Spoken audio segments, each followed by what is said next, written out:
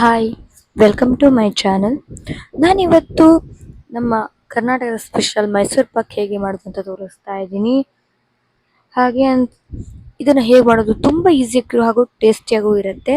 ಅದಕ್ಕೆ ನಾನು ಮೊದಲನೇದಾಗಿ ಸಕ್ಕರೆ ಪಾಕಕ್ಕೆ ಇಟ್ಕೊಳ್ತಾ ಇದ್ದೀನಿ. ಒಂದು ಪಾತ್ರೆಯಲ್ಲಿ ಸುಮಾರು 1.5 ಕಪ್ ಆಗೋಷ್ಟು ಸಕ್ಕರೆನ ತಗೊಂಡಿದ್ದೀನಿ. ಅದಕ್ಕೆ ಸಕ್ಕರೆ ಮುಳುಗುವಷ್ಟು ನೀರನ್ನು ಹಾಕ್ಕೊಂಡ್ರೆ ಸಾಕು. ನಾನು ಇದಕ್ಕೆ ಸುಮಾರು 1 ಕಪ್ನಷ್ಟು ಹಾಕ್ಕೊಂಡಿದ್ದೀನಿ. ಅಷ್ಟು ಹಾಕ್ಕೊಂಡ್ರೆ ಸಕ್ಕರೆ ಮುಳುಗಿದೆ. ನೀವು ಎಷ್ಟು ಮಾಡ್ತೀರೋ ಆ ಕ್ವಾಂಟಿಟಿ ಮೇಲೆ ನೀವು ಸಕ್ಕರೆನ ಸರಿಯಾಗಿ ತಗೊಳ್ಬೇಕು.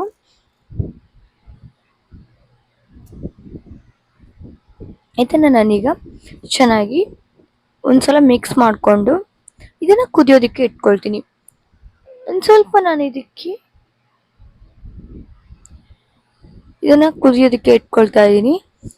ಪಾಕ ರೆಡಿ ಆಗೋ ತನಕ ಈ ಕಡೆ ನಾನು ಕಡಲೆ ಹಿಟ್ಟನ್ನ ಹೊಡ್ಕೊಳ್ತೀನಿ. ಅದ್ರ ಜೊತೆಗೇನೆ ನಾವು ತುಪ್ಪನ ರೆಡಿ ಮಾಡಿ ಇಟ್ಕೊಳ್ಬೇಕು. ನೋಡಿ, ಒಂದು ಪಾತ್ರೆನ ತಗೊಂಡಿದ್ದೀನಿ ನಾನು. ಇದಕ್ಕೆ ನಾನು ಎಣ್ಣೆ ಮತ್ತು ತುಪ್ಪ ಎರಡನ್ನೂ ಯೂಸ್ ಮಾಡ್ತಾ ಇದ್ದೀನಿ. ನೀವು ಯಾವ್ದು ಬೇಕೋ ಅದನ್ನು ಕೂಡ ಯೂಸ್ ಮಾಡ್ಬೋದು. ನಾನು ನೋಡಿ ಇಲ್ಲಿ 1.5 ಕಪ್ ಆಗುವಷ್ಟು ತುಪ್ಪನ ಹಾಕ್ಕೊಳ್ತಾ ಇದ್ದೀನಿ. ಹಾಗೆ 1.5 ಕಪ್ ಆಗುವಷ್ಟು ಎಣ್ಣೆನ ಹಾಕ್ಕೊಳ್ತಾ ಇದ್ದೀನಿ. ನೀವು ಪೂರ್ತಿಯಾಗಿ ಎಣ್ಣೆಯಲ್ಲೂ ಕೂಡ ಮಾಡ್ಬೋದು, ಪೂರ್ತಿಯಾಗಿ ತುಪ್ಪದಲ್ಲೂ ಕೂಡ ಮಾಡ್ಬೋದು. ತುಪ್ಪದಲ್ಲೇ ಮಾಡೋದು ಚೆನ್ನಾಗಾಗುತ್ತೆ. ಬಟ್ ಈ ಥರ ಎರಡು ಕೂಡ ಮಿಕ್ಸ್ ಮಾಡೋದು ಕೂಡ ಟೇಸ್ಟ್ ಏನು ಡಿಫ್ರೆಂಟ್ ಅನ್ಸಲ್ಲ, ಚೆನ್ನಾಗೇ ಬರುತ್ತೆ. ಡಿಫ್ರೆಂಟ್ ಅಂದರೆ ಚೆನ್ನಾಗೇ ಬರುತ್ತೆ. ನಾರ್ಮಲ್ ಆಗಿ ಎಲ್ರಿಗೂ ಹತ್ರ ಕೂಡ ಜಾಸ್ತಿ ಕ್ವಾಂಟಿಟಿಲಿ ತುಪ್ಪ ಹಾಕಿ ಯೂಸ್ ಮಾಡೋದಕ್ಕೆ ಆಗಲ್ಲ ಮಾಡೋದಕ್ಕೆ ಅಂತ ಅನ್ಸಿದ್ರೆ ಈ ಥರ ಎರಡನ್ನೂ ಸ್ವಲ್ಪ ಆಗಿ ಹಾಕ್ಕೊಂಡ್ರೆ ಚೆನ್ನಾಗಿ ಬರುತ್ತೆ. ಈ ಥರ ಹಾಕ್ಕೊಂಡು ಮಿಕ್ಸ್ ಮಾಡಿಕೊಂಡು ಒಲೆ ಮೇಲೆ ಸಣ್ಣ ಉರಿಯಲ್ಲಿ ಇಟ್ಕೊಂಡಿರಬೇಕು. ಅದು ತಣ್ಣಗಾಗೋದಕ್ಕೆ, ಅಂದರೆ ಅದು ತೆಳ್ಳಗಾಗಿ ಇರಬೇಕು. ಈ ಕಡೆ ನಾನು ಒಂದು ಕಡಾಯಿನ ಇಟ್ಕೊಂಡಿದ್ದೀನಿ. ಅಲಿಮನ್ನ ಕಡಾಯಿ ಇಟ್ಕೊಂಡಿದ್ದೀನಿ ನಾನು. ಅದಕ್ಕೆ ನಾನು 1.5 ಕಪ್ ಆಗುವಷ್ಟು ಕಡಲೆ ಹಿಟ್ಟನ್ನು ಹಾಕ್ಕೊಂಡಿದ್ದೀನಿ. 1.5 ಕಪ್ ಕಡಲೆ ಹಿಟ್ಟನ್ನ ಹಾಕ್ಕೊಂಡು ಇದನ್ನು ಚೆನ್ನಾಗಿ ಹೊರ್ಕೊಳ್ಬೇಕು. ಚೆನ್ನಾಗಿ ಸ್ಮೆಲ್ ಬರೋ ತನಕ ಇದನ್ನು ಹೊರ್ಕೊಳ್ಬೇಕು. ಅಂದರೆ ಇದನ್ನು ಹೈ ಫ್ಲೇಮಲ್ಲಿ ಇಟ್ಕೊಳ್ಬಾರ್ದು. ಹೈ ಫ್ಲೇಮಲ್ಲಿ ಇಟ್ಕೊಂಡ್ರೆ ಕಲರ್ ಬಂದ್ಬಿಡತ್ತೆ. ಮೀಡಿಯಮ್ ಟು ಲೋ ಇಟ್ಕೊಂಡಿದ್ದೇನೆ. ಚೆನ್ನಾಗಿ ಒಂದು 5ರಿಂದ 10 ನಿಮಿಷ ಅದರ ಚೆನ್ನಾಗಿ ಸ್ಮೆಲ್ ಬರೋ ತನಕ ಹೊರ್ಕೊಳ್ಬೇಕು.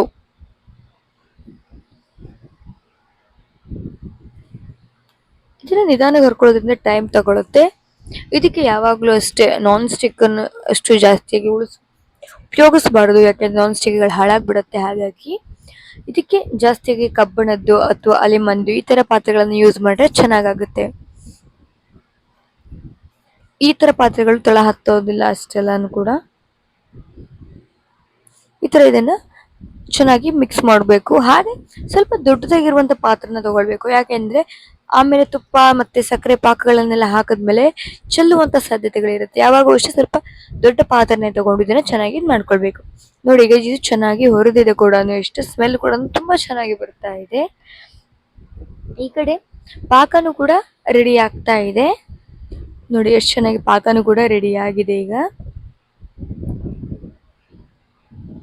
ನೋಡಿ, ನಾನು ನೀರಿಗೆ ಹಾಕಿ ನೋಡ್ಕೊಳ್ತಾ ಇದ್ದೀನಿ. ಈ ಥರ ಉಂಡೆ ಕಟ್ಟೋ ಥರ ಅಂಟಂಟಾಗಿ ಬಂದರೆ ಸಾಕಾಗತ್ತೆ. ಉಂಡೆ ಕಟ್ಟುವಷ್ಟು ಏನು ಪಾಕ ಬೇಕಾಗಲ್ಲ. ಇದಕ್ಕೆ ಸ್ವಲ್ಪ ಕಡಿಮೆ ಪಾಕ ಇದ್ರೂ ಕೂಡ ಆಗತ್ತೆ. ಇದಕ್ಕೆ ಈಗ ಸಕ್ಕರೆ ಪಾಕನ್ನ ಹಾಕ್ಕೊಳ್ಬೇಕು. ಸಕ್ಕರೆ ಪಾಕದಕ್ಕಿಂತ ಹಾಕೋ ಮೊದಲು ತುಪ್ಪನ ಹಾಕಿ ಚೆನ್ನಾಗಿ ಗಂಟಿಲ್ಲದ ಥರ ಇದನ್ನು ಮಿಕ್ಸ್ ಮಾಡ್ಕೊಳ್ಬೇಕು. ಯಾಕೆಂದರೆ ಗಂಟಾಗಿದ್ದು ಬಿಟ್ರೆ ಅದು ಹಾಗೆ ಉಳಿದು ಬಿಡುತ್ತೆ. ಹಾಗಾಗಿ ಸ್ವಲ್ಪ ಫಸ್ಟು ತುಪ್ಪನ ಹಾಕ್ಕೊಂಡು ಚೆನ್ನಾಗಿ ಮಿಕ್ಸ್ ಮಾಡ್ಕೊಳ್ಬೇಕು. ಗಂಟಿಲ್ಲದ ಥರ ಇದನ್ನು ಚೆನ್ನಾಗಿ ಮಿಕ್ಸ್ ಮಾಡಿ ಇಟ್ಕೊಳ್ಬೇಕು. ಈ ಥರ ನೋಡಿ, ಈ ಥರ ಎಲ್ಲರೂ ಕೂಡ ಗಂಟಿಲ್ಲದ ಥರ ಮಿಕ್ಸ್ ಮಾಡಿ ಇಟ್ಕೊಂಡಿದ್ದೀನಿ.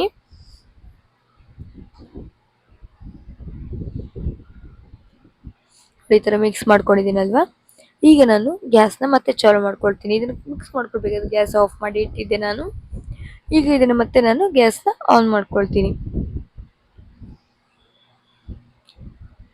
ಇದಕ್ಕೆ ನಾನೀಗ ಪಾಕ ಮಾಡಿಟ್ಕೊಂಡಿರುವಂಥ ಸಕ್ಕರೆ ಪಾಕನ ಹಾಕ್ಕೊಳ್ತಾ ಇದ್ದೀನಿ. ಇದನ್ನ ಹಾಕಿ ಚೆನ್ನಾಗಿ ಮಿಕ್ಸ್ ಮಾಡ್ಕೊಳ್ಬೇಕು. ಇದನ್ನ ಈಗ ತಳ ಬಿಡದೆ ಇರೋ ಥರ, ಹತ್ತದೇ ಇರೋ ಥರ ಚೆನ್ನಾಗಿ ಮಿಕ್ಸ್ ಮಾಡ್ಕೊಳ್ತಾನೆ ಇರಬೇಕಾಗತ್ತೆ. ಈ ಥರ ಸ್ವಲ್ಪ ಬಬಲ್ಸ್ ಬರೋದಕ್ಕೆ ಸ್ಟಾರ್ಟ್ ಆದ ನಂತರ ಸ್ವಲ್ಪನೇ ತುಪ್ಪನ ಹಾಕ್ಕೊಂಡು ಮಿಕ್ಸ್ ಮಾಡ್ಕೊಳ್ತಾ ಇರಬೇಕು. ಒಂದೇ ಸಲ ಎಲ್ಲ ತುಪ್ಪನೂ ಹಾಕ್ಕೊಳ್ಬಾರ್ದು. ಸ್ವಲ್ಪವಾಗಿ ತುಪ್ಪನ ಹಾಕ್ಕೊಳ್ತಾ ಇರಬೇಕು. ಇದಕ್ಕೆ 2 ಜನ ಇದ್ರೆ ತುಂಬ ಚೆನ್ನಾಗಿ ಆಗುತ್ತೆ. ಯಾಕೆಂದರೆ ಒಬ್ಬರು ಮಿಕ್ಸ್ ಮಾಡ್ಕೊಳ್ಳೋದಕ್ಕೆ, ಒಬ್ಬರು ತುಪ್ಪ ಹಾಕೋದಕ್ಕೆ ಚೆನ್ನಾಗಾಗುತ್ತೆ. ಮತ್ತೆ ಸ್ವಲ್ಪ ಕ್ವಾಂಟಿಟಿಲಿ ಮಾಡಬೇಕಾದ್ರೆ ಹಾಗೇನು ಪರವಾಗಿಲ್ಲ, ಒಬ್ಬರೇ ಕೂಡ ಮಾಡಬಹುದು. ಈ ತರ ಇದನ್ನ ಚೆನ್ನಾಗಿ ಮಿಕ್ಸ್ ಮಾಡ್ಕೊಳ್ತಾ ಇದ್ದೀನಿ ನಾನು ಪಾಕನ ಹಾಕೊಂಡಾದ ನಂತರ. ಚೆನ್ನಾಗಿ ಈಗ ನೋಡಿ ಸ್ವಲ್ಪ ಸ್ವಲ್ಪನೇ ತುಪ್ಪನ ಕೂಡ ಹಾಕಿ ಮಿಕ್ಸ್ ಮಾಡ್ಕೊಳ್ತೀನಿ. ಇದನ್ನ ತುಪ್ಪ ಹಾಕೊಂಡಿರೋದನ್ನ ಒಂದು ಒಲೆಯಲ್ಲಿ ಸೈಡ್ ನಲ್ಲಿ ಲೋ ಫ್ಲೇಮ್ ಅಲ್ಲಿ ಇಟ್ಟು ಇದನ್ನ ಬಿಸಿಗೆ ಇಟ್ಕೊಂಡಿರ್ಬೇಕು. ಹಾಕೊಳ್ಬೇಕಾದ್ರೆ ತುಪ್ಪನ ಯಾವಾಗೂ ಅಷ್ಟೇ ತುಪ್ಪ ತೆಳ್ಳಗೆ ಆಗಿರ್ಬೇಕು, ಗಟ್ಟಿಯಾಗಿರ್ಬಾರ್ದು. ಆತರ ಹಾಕೊಳ್ತಾನೆ ಇದನ್ನ ಚೆನ್ನಾಗಿ ಮಿಕ್ಸ್ ಮಾಡ್ಕೊಳ್ಬೇಕು. ಈ ತರ ನೋಡಿ ಚೆನ್ನಾಗಿ ನಾನು ಮಿಕ್ಸ್ ಮಾಡ್ಕೊಳ್ತಾ ಇದ್ದೀನಿ. ಕೆಲವೊಂದ್ಸಲ ನಿಮಗೆ ತುಪ್ಪ ಕಡಿಮೆನು ಕೂಡ ಸಾಕಾಗ್ಬಹುದು, ಅಷ್ಟು ಬೇಕಾಗ್ದೇನು ಕೂಡ ಇರಬಹುದು. ಕೆಲವೊಂದು ಸಂದರ್ಭಗಳಲ್ಲಿ ಜಾಸ್ತಿ ಕ್ವಾಂಟಿಟಿ ಮಾಡಬೇಕಾದ್ರೆ ಅಷ್ಟೇ ಪ್ರಮಾಣ ನೋಡಿ ಮಾಡ್ಕೊಳ್ಬೇಕಾಗತ್ತೆ. ಸ್ವಲ್ಪ ಮಾಡಬೇಕಾದ್ರೆ ಕೆಲವೊಂದ್ಸಲ ಆ ಕಡೆ ಆಗತ್ತೆ, ಬಟ್ ಚೆನ್ನಾಗಿ ಕೂಡ ಬರುತ್ತೆ ಇದು. ನೋಡಿ ಈ ತರ ಚೆನ್ನಾಗಿ ಮಿಕ್ಸ್ ಮಾಡ್ಕೊಳ್ತಾನೆ ಇರಬೇಕು, ಇಲ್ಲ ಅಂದ್ರೆ ತಳ ಹತ್ತು ಬಿಡತ್ತೆ, ಮತ್ತೆ ಕಲರ್ ಕೂಡ ಬೇಗ ಚೇಂಜ್ ಆಗಿಬಿಡತ್ತೆ ಅದು. ಈ ತರ ಇದನ್ನ ಚೆನ್ನಾಗಿ ಮಿಕ್ಸ್ ಮಾಡ್ಕೊಳ್ತಾ ಇದೀನಿ. ನನ್ನ ಚಾನಲ್ನ ಯಾರಾದರೂ ಹೊಸಬರು ನೋಡ್ತಾ ಇದ್ದೀರಿ, ಪ್ಲೀಸ್ ನನ್ನ ಚಾನಲ್ನ ಲೈಕ್ ಮಾಡಿ, ಶೇರ್ ಮಾಡಿ, ಕಮೆಂಟ್ ಮಾಡಿ, ಹಾಗೆ ನನ್ನ ಚಾನಲ್ನ ಸಬ್ಸ್ಕ್ರೈಬ್ ಆಗೋದನ್ನು ಮಾತ್ರ ಮರಿಬೇಡಿ. ಇದೇ ತರ ಸ್ವಲ್ಪ ದಪ್ಪ ಆಗುತ್ತೆ ಅಂದ್ಕೊಂಡು ಕೂಡ ಇದೇ ತರ ಚೆನ್ನಾಗಿ ಮಿಕ್ಸ್ ಮಾಡ್ಕೊಳ್ಬೇಕು. ಇದು ನಿಮಗೆ ಮಾಡೋದಕ್ಕೆ ಗೊತ್ತಾಗಿದೆ ಅಂತ ಅನ್ಕೊಳ್ತೀನಿ. ಗೊತ್ತಾಗಿದ್ರೆ ಪ್ಲೀಸ್ ಲೈಕ್ ಮಾಡೋದನ್ನ ಮಾತ್ರ ಮರಿಬೇಡಿ ನನ್ನ ಚಾನಲ್ಗೆ. ಇದೇ ತರ ಮಿಕ್ಸ್ ಮಾಡ್ಕೊಂಡಿದ್ದೀನಿ. ಈಗ ಗಟ್ಟಿ ಕೂಡ ಆಗಿದೆ ನೋಡಿ, ಎಷ್ಟು ಗಟ್ಟಿ ಆಗಿದೆ ಅಂತ ಹೇಳಿ. ಈಗ ಇಷ್ಟ ಆದ್ರೆ ಸಾಕಾಗುತ್ತೆ. ಇದಕ್ಕೆ ನಾವು ಹಾಕೊಳ್ಳೋದಕ್ಕೆ ಒಂದು ನಾನು ಸ್ಟೀಲ್ನ ಟ್ರೇ ಅಥವಾ ಯಾವುದೇ ಆದ್ರೂ ಬಟ್ಲು ಕೂಡ ಹಾಕೊಳ್ಬಹುದು. ಬಟ್ಲಿಗೆ ಸ್ವಲ್ಪ ತುಪ್ಪನ ಸವರಿ ಇಟ್ಕೊಂಡಿರ್ಬೇಕು ಮೊದ್ಲೇನೆ. ಅದಾದ ನಂತರ ಮಾಡಿರುವಂತಹ ಪಾಕ ಬರ್ತಿರುವಂತಹ ಮೈಸೂರು ಪಾಕದಿಂದ ಹಾಕೊಂಡು ಚೆನ್ನಾಗಿ ಮಾಡ್ಕೊಳ್ಬೇಕು. ತುಂಬಾ ಒತ್ತಬಾರದು ಇದನ್ನ, ಮೇಲ್ಗಡೆಯಿಂದನೇ ಇದ್ ಮಾಡ್ಬೇಕು. ನೋಡಿ ಎಷ್ಟು ಚೆನ್ನಾಗಿ ತುಪ್ಪ ಕೂಡ ಎಲ್ಲ ಮೇಲ್ಗಡೆ ಬಂದಿದೆ ಅಂತ ಹೇಳಿ. ನೋಡಿ ಸ್ವಲ್ಪ ಹೊತ್ತು ಒಂದು 10 ನಿಮಿಷ ಆದ್ಮೇಲೆ ಇತರ ನಾನು ಪೀಸ್ನ ಮಾಡಿ ಇಟ್ಕೊಳ್ತಾ ಇದ್ದೀನಿ. ನೋಡಿ ಇಷ್ಟಕ್ಕೆ ಒಂದು ಸುಮಾರು 10 ಇಂದ 15 ಪೀಸಸ್ ಆಗಿದೆ ನನಗೆ. 1.5 ಕಪ್ ಅಷ್ಟು ಕಡಲೆ ಹಿಟ್ಟು ತಗೊಂಡಿರೋದ್ರಲ್ಲಿ ಇದನ್ನ ಈಗ ಪೀಸನ್ನ ಮಾಡಿ ಸ್ವಲ್ಪ ನಾನು ತಣ್ಣಗಾಗೋದಕ್ಕೆ ಬಿಡ್ತೀನಿ. ಈ ತರ ಪೀಸಸ್ ಆಗಿ ಮಾಡಿದ್ಮೇಲೆ ಪ್ಲೇಟಿಗೆ ಇದನ್ನ ಟ್ರಾನ್ಸ್ಫರ್ ಮಾಡ್ಕೊಳ್ಬೇಕು. ಟ್ರಾನ್ಸ್ಫರ್ ಮಾಡ್ಕೊಂಡ್ರೆ ಮೈಸೂರು ಪಾಕ ರೆಡಿ ಆಗುತ್ತೆ. ನಿಮ್ಗೆ ಇಷ್ಟ ಆಗುತ್ತೆ ಅನ್ಕೊಳ್ತೀನಿ. Thank you.